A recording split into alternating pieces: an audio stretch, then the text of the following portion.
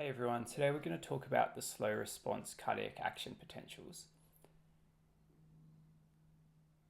So this is a topic that's part of a broader topic of electrical properties of the heart, which I'll talk about in more detail in other videos, but I wanted to specifically focus on slow response cardiac action potentials as it helps us understand how the pacemakers of the heart work and understand cardiac physiology at a deeper level. And it'll help to tie in a few different medications and drugs that we use and how they work so we can understand them a bit better. So to understand slow response cardiac action potentials, we should also discuss fast response cardiac action potentials. And we can compare them on a graph if we draw on our y-axis our membrane potential in millivolts, and then on our x-axis we draw time, and this is in milliseconds. So in red, we'll have slow response cardiac action potentials, and this is our SA node, AV node, bundle of His, Purkinje fibers. And then fast response are our atrial and ventricular myocytes. So on our graph, we'll draw in red the slow response, and you can see that it starts at about -60 millivolts. There's no resting membrane potential as it gradually increases and reaches threshold at about -30 millivolts. Here it depolarizes and peaks at about 20 millivolts. And then it will repolarize and drop back down to around -65 millivolts. In blue is our fast response, and its resting membrane potential, depending on the books you read, will be about -85 to -90 millivolts. And then it has this sudden increase where it depolarizes up to a peak of about 50 millivolts with a small drop followed by a plateau, and then repolarization back to about -85 millivolts. So it's this depolarization phase that defines if it's slow response or fast response. And you can see here in red, there's this gradual increase, while in blue, it's this sudden and dramatic increase in amplitude. And as we said, it's over time. And just to give you some context, it's about 250 milliseconds in total for each of these. When we talk about the electrical current and the membrane potential, usually we'll break it up into phases. Now, in blue, there's 5 phases, while in red, there's only 3. And to highlight some key differences here, you can see that both slow and fast have a phase 4. They both have a phase 0. However, the fast response has a phase 1 and 2, while the slow response doesn't have phase 1 and 2 and goes straight into phase 3, which this fast response also has, and a phase 4, which they both have, which we mentioned before. So each of these phases represent an ionic change, or a change in the cell membrane, and a movement of ions, which is demonstrated by the membrane potential changing. So if we compare both of these, in red I have the slow response cell membrane, and in blue we have the fast response cell membrane, and up is in and down is out. So both slow and fast response during phase 4 have sodium going into the cell and potassium going out. But what makes these different is that the slow response has more sodium going in than potassium going out, which is what leads to this gradual increase in the membrane potential to reach threshold. This is in comparison to the fast response, where sodium going in matches potassium going out, which maintains a resting membrane potential at the same millivolts at -85. So a key here is that this slow response doesn't have a resting membrane potential. It's always leaking a bit of sodium in, which leads to the gradual slope. And this is what helps to develop that autorhythmicity of the pacemaker cell. And how fast the sodium enters the cell and the steepness of this defines the impulse rate of that cell, and essentially defines the heart rate that will be delivered. For our fast response, you can see at this point here, there's a sudden increase in membrane potential. It just shoots straight up.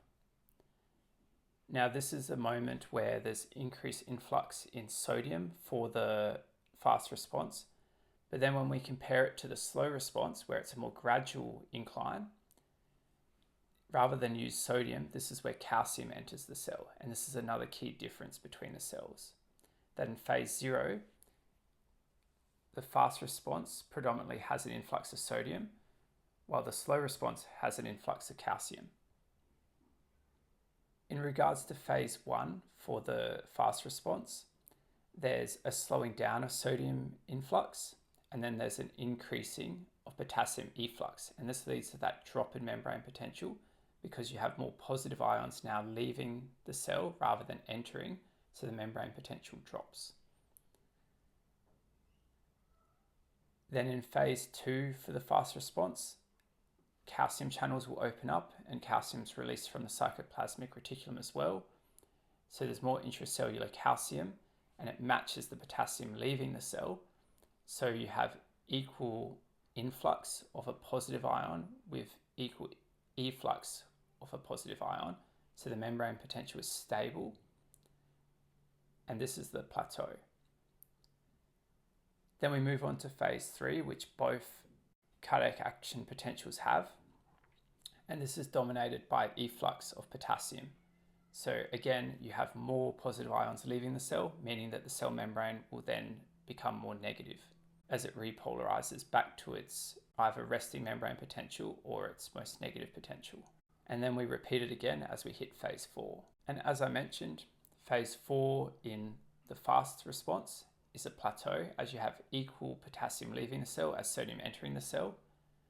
While for slow response, you have more sodium entering the cell than potassium leaving, so the cell gradually begins to become more positive again. Now that we understand the difference between slow and fast response, we can now talk more specifically about the slow response. So let's dive a little deeper and understand the different channels that are used to facilitate the membrane changes. So in phase 4, determined by Hyperpolarisation-activated cyclic nucleotide-gated channels, also known as HCN-gated channels, and the lowest they go is about negative 65 millivolts. Now in textbooks, you'll also come across something called the inward sodium funny current. And the funny current is this constant leak of sodium into the cell, which makes the membrane potential go more positive. And a key thing to mention here is that the rate at which sodium is allowed to leak into the cell is affected by the amount of cyclic adenosine monophosphate within the cell. And an influence on this is our autonomic nervous system. So when there's more sympathetic nervous system activity, there's more cyclic adenosine monophosphate. And when there's more parasympathetic nervous system input, there's less cyclic adenosine monophosphate activation, which is a secondary messenger. Now, what this means is that if we were to draw it out, when there's more sympathetic drive, the slope of phase 4 is steeper, meaning that you reach threshold faster, meaning that you would then have a faster heart rate, as you can see here in orange. So you have increased firing and increased autorhythmicity. While if you have more parasympathetic drive, you have less cyclic adenosine monophosphate, so you get less activation of these funny currents, meaning that the slope is more shallow in phase 4, so it takes longer to reach threshold and then fire, meaning there's less firing and less autorhythmicity. So you have a slower heart rate. There's a medication we can also use that affects the funny current and the channels involved, and that's called Ivabradine. And Ivabradine is a medication that you can use when you're struggling to manage tachycardias, as it will block this. It'll make phase 4 shallower, as seen in pink for the parasympathetic nervous system drive here, so you have a slower heart rate. Now if we move on to phase 0, as we mentioned before, it's dominated by calcium influx, and this is through L-type calcium channels, which means long-lasting type calcium channels. And they're voltage-gated calcium channels, and they allow the inward movement of calcium ions. Now, because it's a calcium channel that's here, if you use medications such as calcium channel blockers, such as verapamil and nifedipine, you can slow down the rate of calcium entering the cell here, which will change the angle of phase 0, making it more shallow, as you can see here. and this in turn will also slow down the heart rate. Opposite to this, catecholamines, such as adrenaline, will increase opening of these L-type calcium channels, which means that the angle will become more steeper, so you get a faster heart rate from it and a more rapid depolarization. For phase 3, it's dominated by potassium efflux, and this essentially is more opening of potassium channels and more permeability to potassium. And because the intracellular environment of potassium is high compared to the extracellular environment, potassium will follow its gradient and leave the cell when these channels are open. Now, that also explains why potassium is so important when it comes to cardiac physiology and why hyperkalaemia can be dangerous. Because if your extracellular potassium environment is high compared to the intracellular, you have a slowing of potassium efflux. And this will also slow your heart rate down and affect the cardiac conduction, hence why hyperkalaemia leads to bradycardias and the sinusoidal rhythms that you see. So again, your autonomic nervous system has an influence on this as well. So your parasympathetic nervous system increases permeability to potassium. And what this does, if we see here in pink, is it hyperpolarizes the cell, meaning that the cell membrane becomes more negative than usual. So it takes longer to then reach threshold, so it slows the heart rate down. And as you can expect, the sympathetic nervous system does the opposite, and it means that your cell won't hyperpolarize, it'll actually fall short of its normal repolarization state. So it's easier for the cell to meet threshold and then depolarize. So the heart rate will speed up. So it's through a combination of all of these that determine our heart rate and the autorhythmicity of the pacemaker. And at different levels of the heart, each of these pacemaker cell units that are part of the slow response cardiac action potentials have different properties that determine their natural impulse rate. And it's important that going from top to bottom, you have a higher impulse compared to a lower impulse, because you want the higher impulse rate of the SA node to be overpowering and inhibiting the AV node, so you don't get other arrhythmias developing. So the SA node has an impulse rate of about 100 to 110 impulses per minute, while the atrioventricular node is 40 to 60.